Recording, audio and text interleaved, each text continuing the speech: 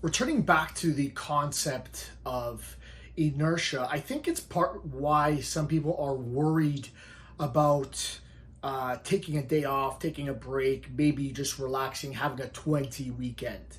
I think the concern is that that is going to become the new normal again. That's going to become what you're used to, right? You're afraid to fall back into old habits, into the inertia of what you were doing before. So inertia, just to refresh, a body in motion will remain in motion unless acted upon by an outside force. I do not know how I memorized that definition.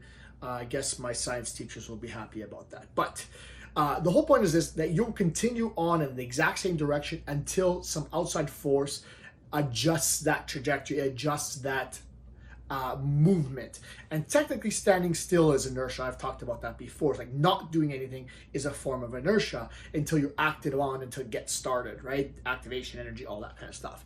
That being said, I think a lot of people are worried about going back if they take one day, that it all becomes 2, 3, 4, 5 days and it ends up being like the inertia is to stop and to be off the plan again.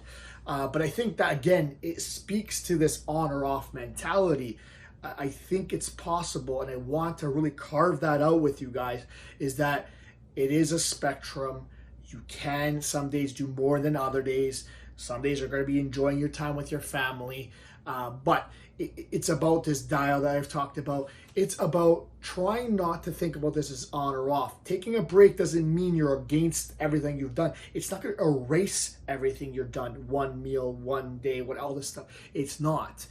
Because the majority, the average of everything is going in a certain direction, and that direction is towards your goal. So your inertia will continue on that way, and maybe it slows down for that one day, but if you get right back to it again, why wouldn't you continue to move in the right direction, right? So don't be afraid of falling back, of the inertia in the opposite direction, because the majority of the time, if you're moving in a certain direction, you will continue to move on the direction until something gets in the way. And that's part of where your skills come in play to help navigate these obstacles and all that sort of stuff. But that being said, don't be afraid of reverting back to where you're going, because the inertia of what you're doing is moving in the direction towards your goal. Thank